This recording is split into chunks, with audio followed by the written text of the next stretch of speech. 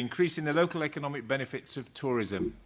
I have to say, as I've been asked to chair this session, to moderate this session, and given that I come from Cornwall, I'm very pleased to moderate this session because I come from a county which has 5 million tourists a year and one of the highest levels of visitor satisfaction in Europe for tourists, and yet we have a situation where our wage rates are still well below the national average in Britain, and local young people can't even dream of ever owning their own house because of the poor state of the economy, despite being such a successful tourist destination. So I'm particularly interested in this. And I also want to take this opportunity as well, in terms of local economic benefits, to plug or to promote the importance of buying Cornish fish, if you permit me, please. I say this with a vested interest. I'm a half owner-operator of a boat, a very sustainable boat, no nets, long lines, lobster pots. Please buy Cornish fish. And on that happy note, and so on a promotion, absolutely shameless promotion, I'd like to welcome Jane Ashton, our very first speaker, to the lectern. Jane is the Director of Sustainable Development for TUI Group and is well known at this event. Good afternoon, everybody. As John said, I head up sustainability at TUI Group. My focus over the last decade or so has been to align the business priorities with sustainability priorities for the optimization of our own business, our customer experience, and particularly destination impacts and environmental impacts. And that's quite a challenge when the data has always been so piecemeal and not of a common consistency. And I think data to measure total impact in tourism has not been sophisticated. We look at destination level at measures such as arrival figures, contribution to GDP, but for a tour operator trying to improve the wider impacts of our business, that's not been very useful. So the project I wanted to talk to you about today was a collaboration with the Travel Foundation and with PwC on a project called TIM, which is Total Impact Measurement and Management. And it's been quite groundbreaking, in my experience anyway, in terms of the insights it's given us to our own business, to our wider impact in destinations, and to what we should expect from destinations back in terms of destination management.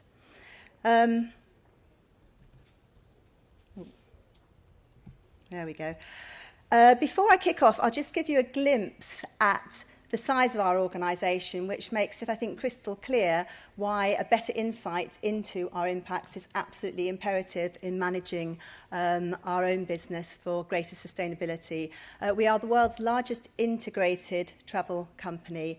In one way or other, be it an inclusive holiday or just a transfer, we impact on, or we take 30 million customers a year with us, either on holiday or, as I say, a one hotel night or a transfer, so a massive impact. So it's absolutely critical that we manage that impact as sustainably as possible. It's genuinely high on the agenda at board level downwards at TUI Group. But that's not to say that we know the answers, and that's why we were so keen to do this piece of work with the Travel Foundation and with PwC. Oh dear, sorry. There we go. You might have seen our new TUI Group Sustainability Strategy to 2020. It launched a couple of weeks ago. The focus is on reducing our own environmental impacts, making a difference and positive change for people and communities across our value chain, our supply chain, with our customers, and also seeking to lead the way within the industry and really influence the wider industry and destinations to be more sustainable. And at the same time as we were devising our strategy, the Travel Foundation were also looking at their 5-year strategy. And so it was very timely when PwC launched the Total Impact Measurement and Management tool to the industry. So, what is TIM? It's a measurement tool that measures a whole range of holistic impacts and that includes environmental impacts. So in our case, we were looking, our focus for this project was Cyprus, and within that 60,000 of our customers in Cyprus, just in the 1 year, 2013. So it covers environmental, economic, social and tax impacts. So there's a few examples there of the types of impacts that were measured and monitored and monetized. So environmental impacts are direct impact and our indirect impact. On hotels. Economic impact that was stimulated by our business. Social impacts, so working conditions, skills, public infrastructure, and tax impacts, so everything from corporation tax to value-added tax, to employment taxes, to property taxes, etc. And the reason we were doing it, as I mentioned, was to identify changes that we might be able to make in terms of our own operations, our hotel operations, the way we manage our business and destination, but also how we can engage destination stakeholders, forge new collaborations, and start to also integrate sustainability into our own long-term capital investments and decision-making. The scope of the project, I mentioned it was 60,000 customers in Cyprus, but just in the destination. So, yeah, sorry about that text going off the slide there, but it was 8 of our largest hotels in detail, so looking not only at the operations of those hotels, but the wider operations of their supply chain, what they were purchasing in order to service our customers. We looked at the airport operations, the ground handling operations, we looked at the discretionary spend of our customers in destinations, and as I mentioned, gaining an understanding of tax contributions. So quite a holistic view. We take, as TUI, we take about 14% of total passenger arrivals in Cyprus in any 1 year. So 60,000 isn't all our customers, but it's still a very large basis to do the analysis.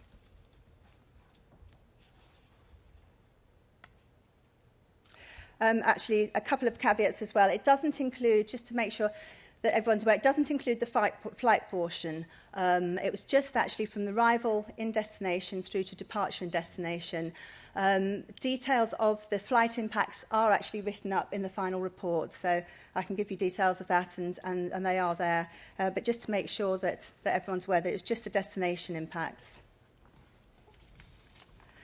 So to move on to the results, and I must say the results did blow away a number of preconceptions that we had. In headline terms, what we call the indirect and induced impacts, so indirect being the impacts of our supply chain, induced impacts being the activity that's generated by the spending of the salaries of people in our supply chain and also our own people in resorts. So the indirect and induced impacts are actually greater in terms of economic and tax impact than our direct impacts. That was one finding that we found very interesting. Overall, just to explain that graph, the green is actually positive impacts and the red is actually negative impacts. And the dark green is the direct impacts, the lighter shade is the indirect impacts, and the lighter shade is the induced impacts. And you can see the extent of the economic and tax benefits, €84 per person per night. So that was a massive surprise to us. We were also surprised that water was not more of a significant impact, and there are reasons that we found out behind that. It wasn't a year of poor rainfall in 2013, and also Cyprus has invested a lot in desalination over the years, so most of the water impact in terms of environmental impact was actually reflected in the greenhouse gas emissions costs. One of the biggest findings for us was the extent of the value of investment in training and development and work placements and work experience, something that we perhaps had undervalued in the past, and it's going to be a key element of our strategy moving forward. And there are also some surprises in the supply chain in terms of the extent of imported food and beverage that was being served in our hotels. We thought that was actually quite high. We've been working with those hotels for many years to try and improve local purchasing, but there was still a big disconnect between the amount of food and beverage that our hotels were purchasing versus Cyprus as a society on the whole. And a pleasant surprise with regard to the employee analysis. We did in-depth employment analysis with around 600 people working in the hotels, and the benefit to work-life satisfaction was refreshingly high. So that's just a snapshot. The full details and the full methodology are all open sourced and can be accessed via our own website, via the Travel Foundation's website and via PwC's website. So just to round up, from my perspective, this was a major step forward in understanding our impacts, and it really has helped to influence our own strategy for 2020 and the Travel Foundation's strategy.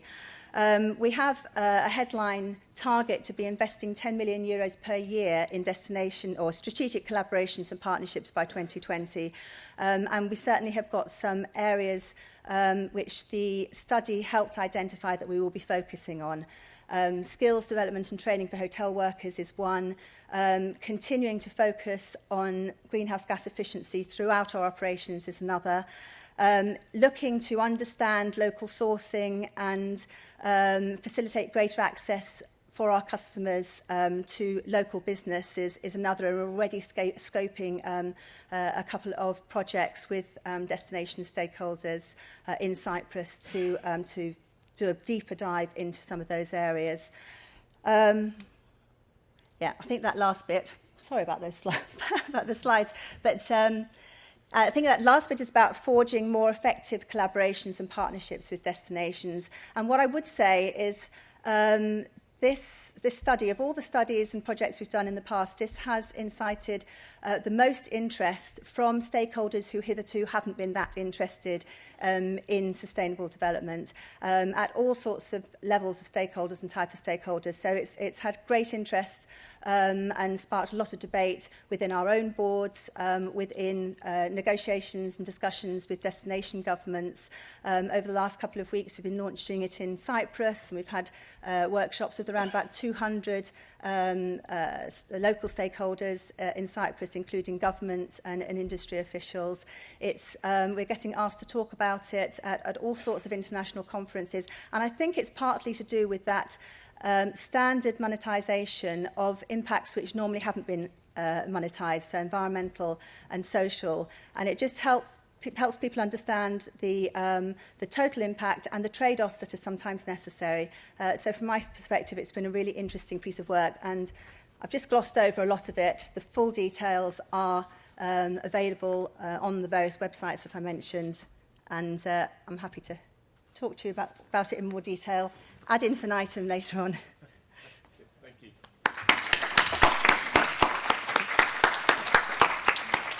Thanks very much indeed. Now our next presenter, Jennifer Bobbin, Founding Director of Just Report. So I should have taken a bit longer over that, shouldn't I, to give you a chance to get there. Apologies.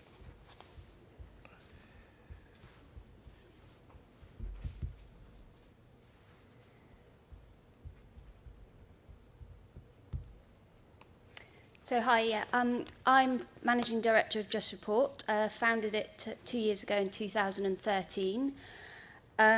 It monitors economic, social and environmental impacts of small businesses. Originally I set it up on Excel sheets and worked mainly in Southern Asia, Nepal to be specific. So as a fellow Cornishman, I am also going to do some shameless promotion. Tomorrow, we're launching our online tool, which is a big step for us. We're a small company. We've been self-funded, no external money coming in. So we're launching tools for the environmental monitoring, and that will soon be followed by social and economic tools, hopefully by January. So back to what I'm supposed to be talking about. Through my PhD and with my master's working with Harold and the Responsible Tourism Partnership, we've been monitoring social and economic impacts of village tourism in India, in the Binsar region, working with Village Ways. So Village Ways works with rural communities.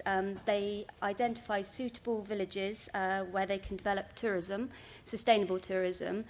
One of the key reasons for these, or choices with the villages, that they have to be communities that can sustain tourism, and it has to have economic benefits, bring long-term economic benefits. The villages also have to have structures in place, or be able to create structures which can actually manage the tourism in that village. So they have what they call village tourism enterprises and the village committees where the tourism is managed locally. With the communities, they will develop small guest houses. These are either new builds or they will renovate traditional buildings. They have other areas such as Kerala where they will do it with houseboats. So as I stressed, the village, they're all managed by locally and the community themselves, which is something very important to stress. Right, so collecting data. So we collected the data last year and this year, so 2013-14, 2014-15. They run on the same financial year as we do here, so April to April. The data is collected throughout the year within the village. It's actually recorded manually. They don't have electricity in these villages, so obviously no computers there either.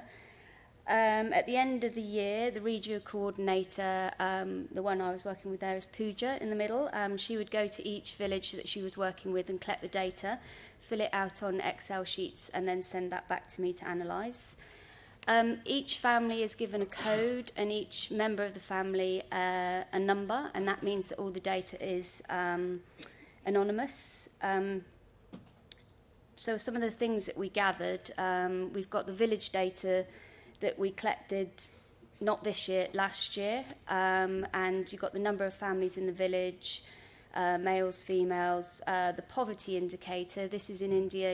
You're assigned by the government an APL or a BPL, which is above poverty line or below poverty line, and then the estimated family income and the source of that income. Then for the Village Ways employees, we monitored more specific data, so caste, date of birth. You can read the list there.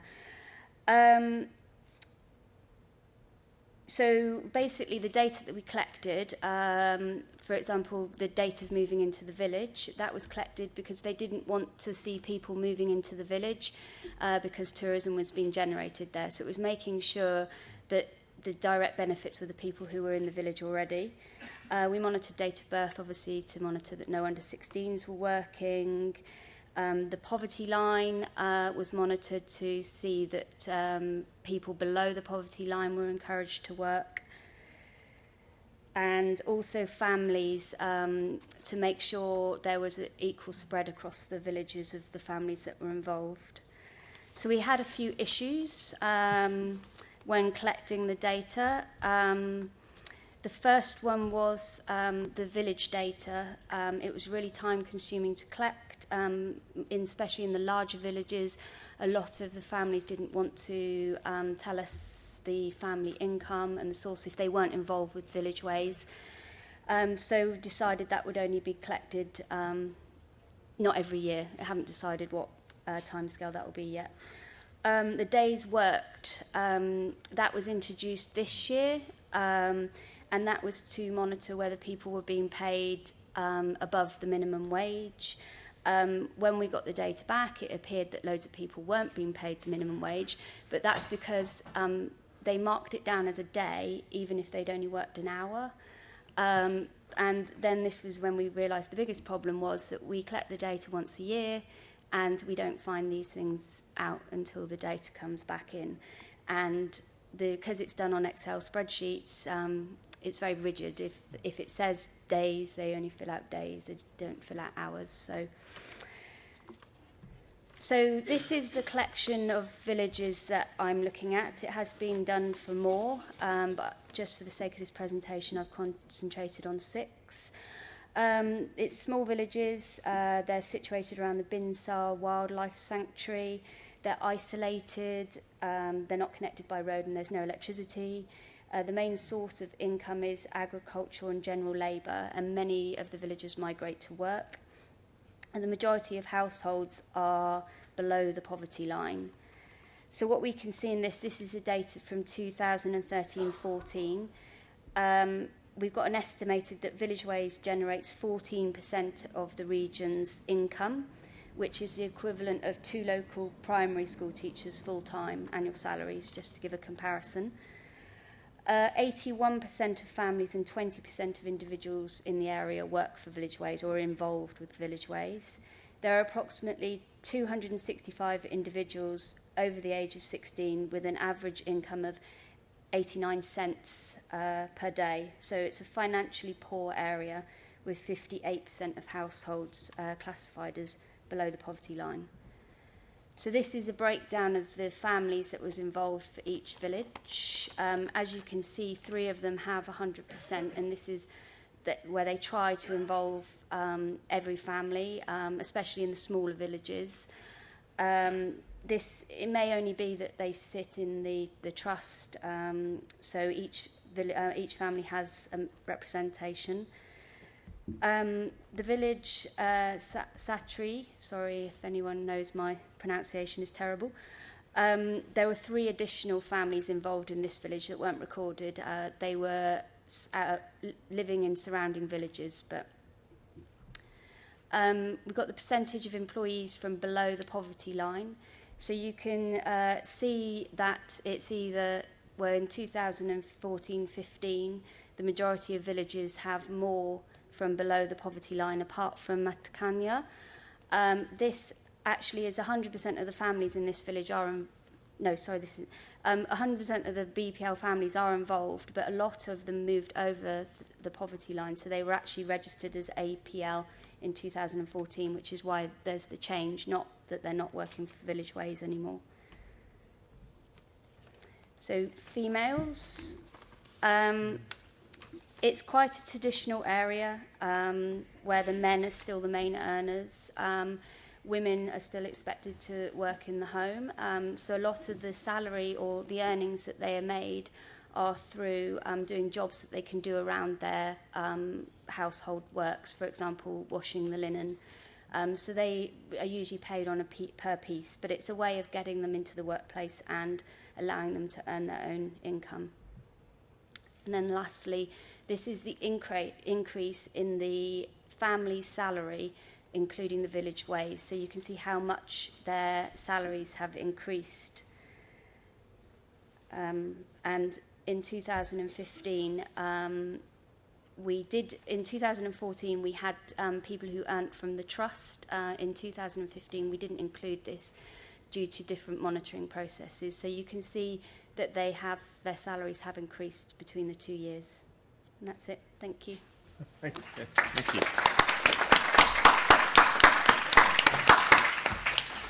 Our next speaker is Jackie Boardman, who is owner and senior partner of Cornerstone Partners LLP. I must just do it more slowly, mustn't I? What? Do the introduction, so people reach there just as I finish the introduction. Yeah, it's bad because we've timing. all got to find our presentations, Exactly. which are lurking on here. So Exactly. give me one moment. Sure.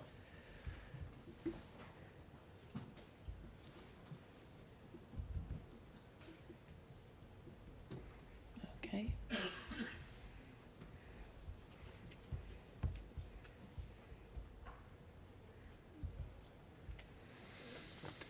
Hi everyone. Good afternoon, and thanks, John, for the quick introduction. I'll let you off with that. As John said, I'm a founding partner of Cornerstone. We're a management consultancy. We've got offices in London and Shanghai at the moment, and we specialise in CR and sustainability. I personally have got a long track record in travel and tourism, but our business works across all sectors, and some of what I'm going to say is actually relevant because, you know, there's cross-fertilisation with that. And I wanted to share with you today a research project that we got involved with in conjunction with the ILO, the International Labour Office. And we were primarily focused in that research project in looking at promoting good labour standards across tourism supply chains. So I've called this influencing and engaging tourism supply chains because I think that's quite key in terms of what I'm going to talk about today. As you know, tourism is growing. It's become one of the largest economic sectors of the world. It's particularly important in driving socio-economic development. It's something that we've really got to look at. It's there to enhance export revenues, stimulates enterprise. We talked about all kinds of things here, about job creation, about facilitating infrastructures, public services. And one thing it can do, because there's such a buzz around tourism, is promote social cohesion. All of these things are really vital in actually economic growth. Looking at the growth of tourism, we underestimate how important it is. And something that Jane said earlier about the indirect and induced contribution economically was not a surprise to me. This is in data that we get from the WTTC. Two things to note here. Tourism is actually expected this year to contribute 10% to the global GDP. Now, that's amazing, really. It is a major sector, a major force, and that's something that we really need to think about, and it will grow. The indirect, as Jane said, and induced contributions, which were the lighter colours on the top of the bars, are actually far more important in economic terms than the direct impacts of this sector. They're more than double of the direct impacts. And I'm not to negate what the direct impacts are, but what I'm talking about is harnessing the rest of it. And that's really what we want to try and do. So strengthening the tourism supply chain has to be key, in my mind, to developing future growth. It's a diverse and dynamic industry. I mean, this just shows you the scale and range. I know that Jane had a picture of her business model there. It's a whole host of partners that are involved in the process. And as far as I can see, and the research that we've done, is you've got to work together. It's got to be a chain of influence. You can't do it on your own, and no one party can do this alone. And that's why collaborations and partnerships are going to be key to the future. In order to kind of make it a slightly simpler task when we were doing our research, we focused on the hotel subsector. Obviously, that's only one part of the bigger picture. But here, even then, there's over 250 global hotel chains. They're increasingly moving their ownership models. They're increasingly working through managed and even more so franchised operations. So you've got a whole host of other parties that are involved in this process. The largest of these have got 6,000 properties. They employ over 150,000 people in over 100 countries worldwide. Now, that's a large task. If you're talking about influencing every one of those individuals, let alone actually generating economic growth through all of those outlets, that's huge. But that's only 20% of the sector. Just the hotel subsector I'm talking about. Only 20% of that are within multinational chains. There is 80% of this sector that is predominantly SMEs. And again, how on earth are we going to reach all of those people and actually change the industry and look forward and grow? So, let's not give up. Let's start to look and segment, and that's what we've tried to do. We tried to draw a picture of what hotel supply chains actually look like. Again, looking at the global operators, we haven't yet focused on the SMEs. Perhaps that's next year. From the global procurement teams, where they look at long-term contracts, they're looking at brand standards, they're looking at buying across the world and setting up global agreements. That then reaches down through the regions, down to the local suppliers, where you've got lots and lots of local agreements and a higher degree of informal relationships. And this is just one image from our report. It's a large industry to change. So let's sort of now start to think about how we can actually overlay onto this the way that this sector has moved. And we're looking at multiple ownership models. We're looking at the way in which that owning companies have a greater influence. We heard earlier on today about Verdi, that their actual owner was key on their sustainable development. So owners have a bigger control over this. And then you've got the mix of all these informal relationships at a local level, you start to get a really complex value chain. And I've tried to sort of illustrate this in this picture here. When you get all of the different types of property ownership mixed with your multinational operations and their regional and global actual supplier partnerships, the informal arrangements and the influence of the hotels, it's a complex map. Operators could be forgiven for giving up there, saying, you know, it's too hard. It's in the too hard box. But it's not new, this. You know, there are other sectors that have been looking at this for decades. The tourism and supply chain sector is actually behind the times. And that's something that, you know, I want to encourage and I want people to move with. So why would you bother engaging with this wider value chain to actually make a difference? What's in it for you? There's reputational benefits. I'm sure that TUI have realised reputational benefits. They're well known. You know, people know about what they're trying to do in sustainability terms. And both locally with local partners and globally, you can gain from this. It also helps in terms of managing risk. We've heard of the supply chain stories. Retailers have been bombarded with this for years. And you know, tourism, we hear about the outsourcing issues, we hear about the agency labour issues. All of those things are in there. Start to think about risk. It's managing your risks and ultimately helping to manage performance, because really, you know, you want to do well in the sector. It's a way of strengthening your business partnerships and your relationships. Once you start to talk to people and you have the dialogue, once you start to engage with your supply chains, you actually strengthen those relationships. And that can only have, for you, increased efficiencies. Through good supplier, everyone is moving now in terms of supplier management. Everyone's thinking about this. And it's very much around knowing who your suppliers are, having good relationships, and that has increased efficiencies, better quality, better service. It's the way of the world. So in strengthening these supply chains, I believe, and the research testifies, it can enhance local markets. You're actually helping your capacity building, and I'll come back to that at the end. And that's something that, you know, local economic growth inevitably will lead to an increased tourism footfall. And the footfall obviously leads to increased income. So it's a no-brainer in my mind. You kind of work through all that loop. Yes, let's get involved with it. So how do we do it? This shows a typical schematic of the sort of approach to supply chain programme that the early adopters have taken. And there are some early adopters within the industry, and there's people in the other sectors who we should be learning from.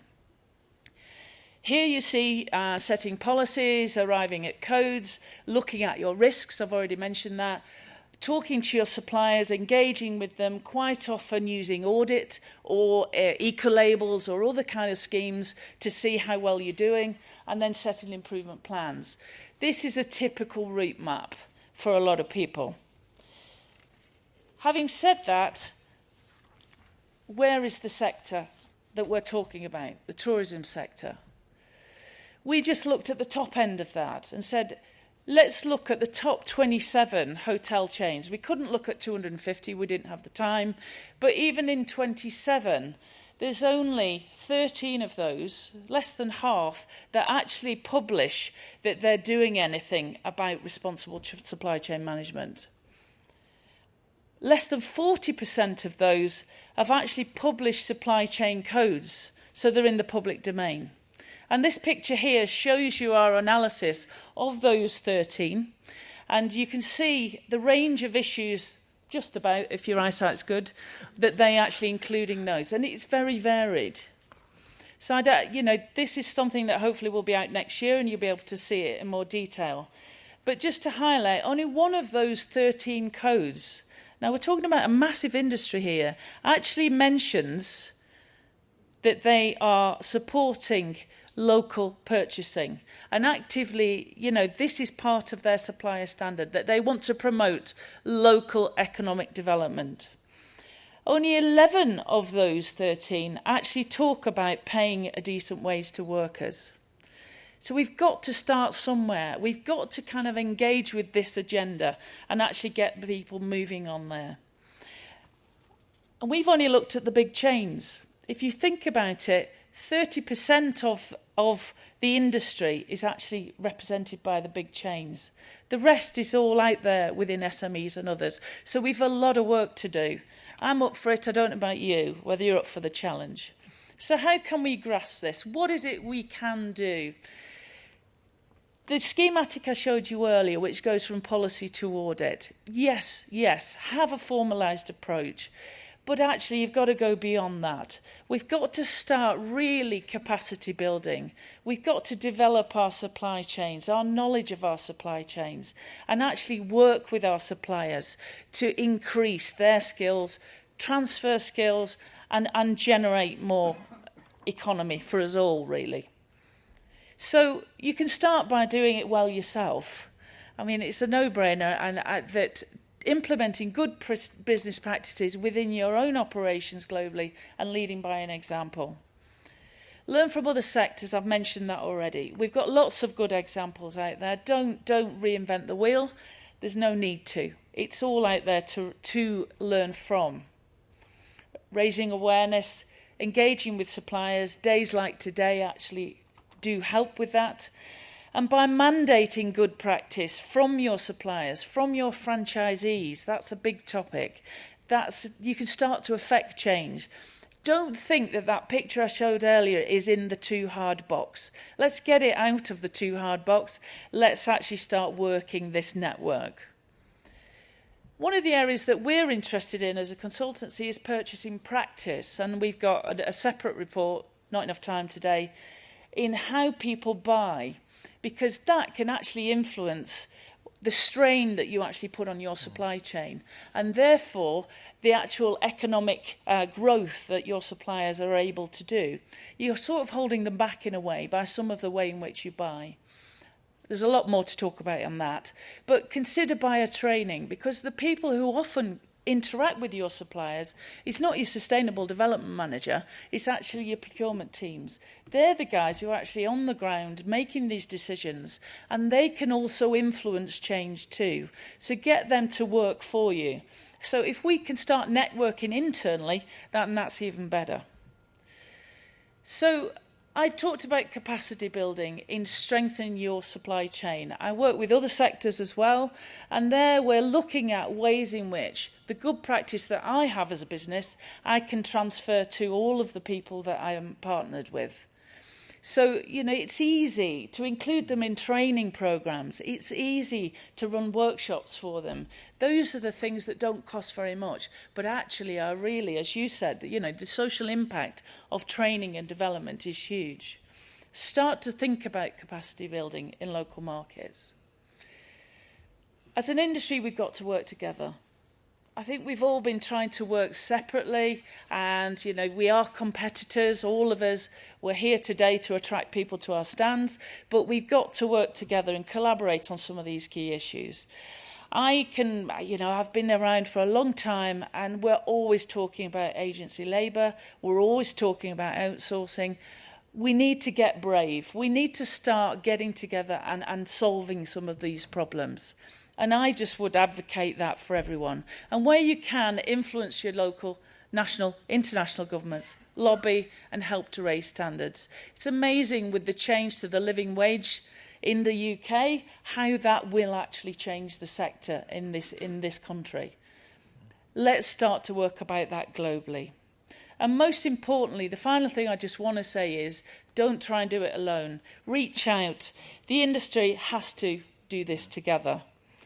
And that will, in turn, I believe, increase the economic development and actually have a greater local impact. Thank you. Thanks very much indeed, Jackie. Thank you.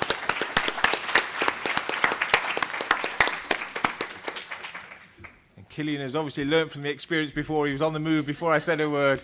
Well done. So our last speaker this afternoon, Cillian Murphy, the chair of the Loophead Tourism Organisation from Ireland.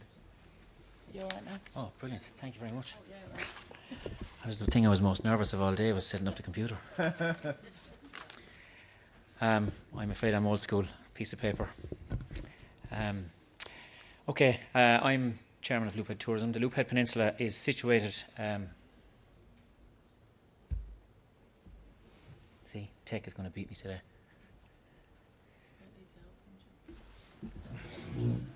There we go. Sticks out in... Sorry. Where are we going now? Down here, are we?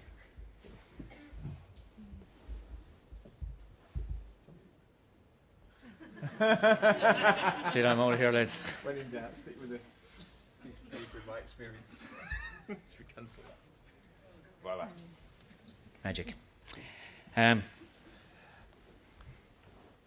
Okay, there we are. The Loophead Peninsula sticks out into the middle of the Atlantic Ocean, about midway along the Wild Atlantic Way on the west coast of Ireland. Our economy is predominantly agriculture, although it's becoming slightly less important. Our single biggest export over the last 150 years has been our people, and predominantly our young people. So Loophead Tourism we set up in 2009 because tourism was going to come, and we wanted to make sure that when it did come, it would benefit us, and we were in charge of, we would look at, make sure that it was set up how we wanted it. So it's 3 parishes working together. We're a voluntary organisation, and anyone that knows Ireland, 3 parishes working together is pretty groundbreaking stuff. And for those of you not familiar with Ireland, we've been beating the head off each other since we've been playing under 6 football, so we don't really work well together. Our goal was simply to use tourism to make the peninsula a place to come back to, not a place to leave. So here is, this map is data from Clare County Council's latest socio-economic report, and the population decline between the 2 census reports of 06 and 2011 are shown on the screen, and we're here on the left, and you can see we're one of the highest population declines in the county. And this slide maps the absolute affluence deprivation index, by H&P index. And just to put into context, the national score worsened by 6.5, the county score in Clare worsened by 7.2, and the Loophead Peninsula score worsened by 12.8. So, like, really considerably higher than both the county and national average. Adding to this, we're extremely remote. It can be defined as one of the more marginalised communities in the county. We're 40 miles from major transport hubs, medical facilities, very bad connectivity. So it's fair to say economic development opportunities were pretty slim on the ground. We'll move on to the good stuff now. On a more positive note though, the peninsula is surrounded by some of the most spectacular scenery on the west coast of Ireland. Much of it is classified as a protected and fragile environment, and that brings its own challenges. The worst ravages of the Celtic tiger passed us by and left the place pretty unspoiled.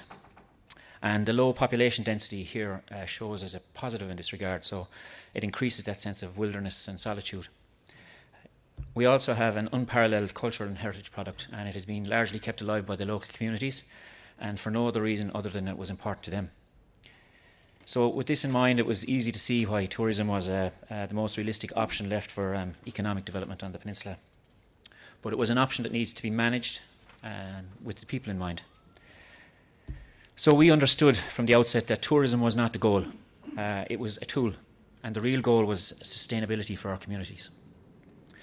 But for this to succeed, we needed to ensure that tourism benefited the local communities and not external agencies such as overseas tourism tour operators or domestic tour operators who sell our natural assets to their customers without benefiting us. So we looked at tourism and said we need to use tourism as a local economic development tool. We had to put value on our natural and cultural capacity because we have a vested interest in its sustainability. And we would market it then in according to its carrying capacity, which we were best placed to understand. The key to ensuring tourism works as a development tool is to build up local linkages. And the key to this was to stop local operators thinking that they were fighting with each other, they're competing with each other. And that sounds pretty easy, but actually it's probably the hardest thing we ever had to do. In the world of corporate speak, I suppose we had to do some team building. So the first thing we entered was the European Destination of Excellence Award. We took a small group of operators, we put together a small plan, and we won in 2010 for aquatic tourism. So that kind of showed what would happen when people started working together. And here's another example of our team building. Loophead style. It's the west of Ireland, lads. There had to be a party. Come on. So basically what we do is one of our local hotels gives us the building for the night. The food circle chefs, who are all fighting with each other for the rest of the year, all come together, use the restaurant or use the hotel kitchen. Other businesses take part at the front of house. In effect, the Stella Maris Hotel becomes our business for the night. So we get a great night out. We also raise about €5,000 for our marketing budget. But the actual key impact here is that businesses are, normally competing businesses, are working shoulder to shoulder in the kitchen or at the front of house, working together. And they're building trust. And this has big impacts down the line. Harold was over with us quite recently, and he could not get over at the festival that was on the weekend how we had scheduled everything to go around the town. So everybody got a spin. So that's the trust working. We trust that no one is going to take the whole piece of cake. Another example here of how we retain tourism income on the peninsula is the food circle. So the restaurants provide a link between the customers and the producers. They're adding value and they're creating an authentic experience. So what we do is we list on our menus. I have a restaurant myself, that's my business. I'm voluntary. So somebody was speaking about millions of dollars worth of voluntary hours. I can tell you I'm putting in a fair share of those. So what we do is we list on our menus locally sourced food with the lighthouse symbol.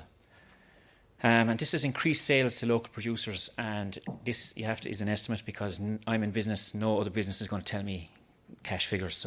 But we estimate around 150,000 in a year, which is pretty substantial on a small piece of the west of Ireland. So it reduced the leakage from the area, and just as importantly, it is linking the visitor food experience to the place. And I had a discussion with Harold when he was over, and I think there was whiskey and cigars involved, if my memory serves me. But we were talking about how far back in the chain do we need to go to justify the branding. And my feeling is that you can't be too rigid. People won't buy into it if it's too hard. So we had to, if we start 3 steps back in the chain, it's too big. It's you said earlier, it's a big picture. Start with one. Go back to one supplier. Buy locally. He'll see the difference in his pocket, and that person will go back to one of his suppliers and say, okay, if it's doing for me, it's going to do for someone else. So you're building, and again, that's part of that whole trust. And of course, there are limitations. We live in a small rural area. There are only so many suppliers, and there's only so much local produce. So you have to be realistic. And basically, our advice is do your best. Do one thing, don't do nothing. It was also extremely important for us to think strategically about the long-term downstream effects of tourism. So, excuse me, the Loophead Lighthouse development began just after the Eden win. The lead developers were Clare County Council and Shannon Development, and they took us on board, thank you very much, because we had just won the Eden Award. And so we had big concerns. I mean, this is a really isolated, beautiful, fragile beauty spot, and potential here was to turn it into a mass tourism product. The map you see here was an initial drawing for walks. I don't know how many protected pieces of legislation protect this, but we had huge concerns. And we were listened to, so hats off to them, fair play, they did listen to us. The other thing we did, and this had big effects down the street, was we insisted there would be no craft shop and no coffee shop. Now you can imagine a tourist attraction with no craft shop and no coffee shop. But we said the role of the lighthouse here has to be delivering business to local business people, not to the lighthouse, as well as the lighthouse, sorry. So for instance, there was a local pub at the bottom of the hill. It was dying on its feet. I mean, genuinely open Saturday night. It is now open March to October, 7 days a week, from 10 in the morning until closing, whenever that is. And it has 10 or 12 full-time staff. That's local economic benefit. And this is the one that I always say I'm the most proud of. 2 local women. They opened a craft shop and a gallery a mile from the lighthouse. It was the first bricks and mortar business built in the village of Kilbaha in over 100 years. And that was a direct result of 2 initiatives. 1, no competition at the lighthouse. And 2, they took part in our heritage training course. We set up and basically it was for the community. It was called Learning from the Landscape. And the 2 girls took part in it. And out of that grew their gallery and their craft shop. They have 6 children between them. They're all in the local school. I mean, we're talking here local schools that are closing because they're 2 children short, or they're losing a teacher because they're 2 children short for a quota for a second teacher. They employ a couple of other local people to work part-time in the summer. 90% of their stock comes from within the county of Clare. 2 weeks ago, it won the best newcomer at the Clare Business Excellence Awards. Sorry, there it is. I know I missed one button. That's practical examples of how long-term strategic thinking can benefit the local economy. And it is important to have practical examples. It cannot be a paper exercise. We have to be able to point at a business and say, that's there because we did this. So our responsible tourism strategy has encouraged the development of many micro-enterprises, and we now have a network of 47 locally owned and operated businesses. And this community connectivity and the sense of all for one and one for all excuse me, was what shone out when we won the Irish Times Best Place to Holiday in Ireland in 2013 and a gold medal for Best Destination at the Irish Responsible Tourism Awards this year. It has not been easy for sure. I mean, the old rules really do apply when we're dealing with local authorities and development agencies. Now, they are beginning to change. It was and it largely still is just numbers, bed nights. The volume is the metric, and we are constantly fighting that mindset. And I'll just finish up with 2 quotes I use when I'm making my point that proper management of tourism doesn't need to be about that metric. One is a remark made by a property developer, Tony Goldman, who was responsible for preserving much of the Art Deco buildings in South Beach in Miami. And he says, people are slowly waking up to the fact that we're not going to run out of tourists. It is environmentally sound and attractive destinations that are becoming scarce. People will not stop moving around the globe, but they'll do it more selectively. And the other is a remark by the inimitable Yogi Berra, who sums it up very succinctly if we get it wrong. Nobody goes there anymore, it's too crowded. So we'd like to just think that Loophead Tourism, we're part of a change-making process, and we're leading by example. Other destinations can look at us and what we do and what we're achieving, and they can say, it's okay to say no to tourists. We talked about it earlier. It's actually okay to say no, or it's okay to say no to a type of tourism. It's okay for them to take ownership of their destination and set out the rules to suit them, because you know what? It's their home.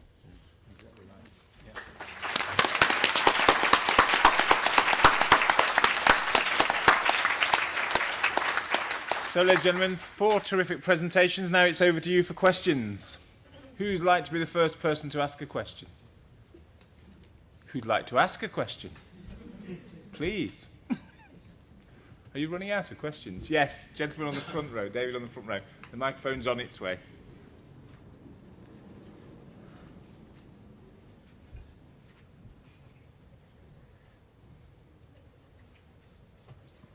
Thank you very much, David Harrison from Middlesex University. This is really, 2 questions. One for Jane, a very quick one. I think it was €83 per night, the economic benefits that you talked about. Is that right? 83, 86, something like that. Yeah. Direct and induced, direct and indirect. Is that excluding the cost of the bed or the cost of the room? No, that's the total economic benefits per person per night, right? Including including the to Cyprus as a destination. Right. So that includes what's paid to the hotelier. Yeah. Okay. And the other question was the last speaker. Have you said no? Have you really said no to tourists? I mean, presumably you'd like some more. Yes, we have. Yeah. Actually said no. One tour operator would like to send many tour buses back to the lighthouse in Loophead, and while we are saying no, because it's run by the local authority, we really don't have that much of a say in whether they say no, but we can make things a little bit more difficult. The license, it is surrounded by commonage. It operates under a social license to operate generally. Things could be made quite difficult. They won't be in general because it is one operator. But we have worked with the council to close off other roads, marked them as inappropriate for coaches. So there's ways of managing it. You're never going to get to say no totally, but you can make things awkward. And basically said no to excursionists and one-day visitors. We've said our fundamental, what we want are people who are going to come and spend a few days, stay in places, take local guiding, but we're not really interested in becoming part of this highway up, between A and B, where people, spend the money in a tour, or whatever. Thank you. Another question, please. Yes, gentleman in the middle.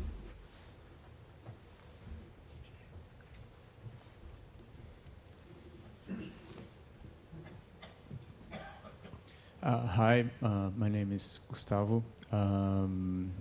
So this topic on measuring economic impacts, economic and social impacts, and the evaluation of the supply chain is my current obsession. And it was fascinating to hear you all speaking. I have a question to Jane. When I started my obsession, I got a very close connection with the team methodology and what you've been doing. And I think one of the challenges, the methodology is there and you can use, but it's of a major complexity. It's very complex. I don't think if you do not domain econometry, you cannot, mostly use it. So a question I have for you, if you consider that, if you want to spread the initiative, which is fantastic, I really like it. But just, maybe in the near future, if you evaluate, this can be, closer to other sizes of business, and maybe they could apply themselves instead of having, maybe to wait to a major company to come and evaluate. Yeah, it is complex, and it's occupied much of our time last year, Travel Foundation's time last year, and a whole team of people at PwC. So it's the methodologies are pretty robust. In fact, the environmental methodology is being adopted by the National Climate Protocol for adoption by that UN-backed collaboration. So it's they are robust. And what we're looking at the moment is how we could actually develop an easier tool for us to use internally to look at sort of a snapshot at some of our investment plans, or if we're going into a new destination, what are the key metrics that we'd want to measure ourselves, or would we want destinations to be measuring? Because yes, it's not a quick off-the-shelf tool. For us, the learnings were really, really useful, and we'll be applying the learnings in different ways. And we'd love to see other destinations taking up TIM and doing an assessment, because it was a snapshot, that 1 year, that one destination, 60,000 customers. You could find, I think there'd be some similarities, but you could find some quite different learnings from a different destination. Okay. We have time for one more question, because the next session I know starts at 5 o'clock sharp. So we have one more person, I think, who wants to ask a question at the back. Perfect. My name is Antje Monshausen from Tourism Watch in Germany. My question is going more or less in the same direction. So what is learned from this one assessment from Cyprus for other destinations? So you were talking about the big benefits of taxes on the national economy. So what does this mean for countries where you're operating, where, for example, there are tax exceptions for tourism development, or you are talking about procurement, local procurement? What does this mean for developing countries where traditionally local procurement is lower than I expect in Cyprus? So what are the lessons learned for other destinations beside Cyprus? Well, I think actually it's possibly just the process of looking at total impact and analysing total impact from a destination perspective that is possibly one of the biggest lessons. I think Cyprus has learnt quite a lot. We've learnt quite a lot of with regard to our impact in Cyprus, but I think other destinations really would have to go through the process and scope a project to get the maximum benefit out of it. There were some overall learnings. For instance, just that the size of the economic and tax benefit of tourism, direct, indirect, and induced blew us away. It was checked and double checked that it was really so great. Some of the supply chain and environmental lessons were really formative as well. But ideally, we'd love to see other destinations do comparator studies. So, ladies and gentlemen, can we thank our panel for this afternoon? And thank you all for coming along as well. Thank you.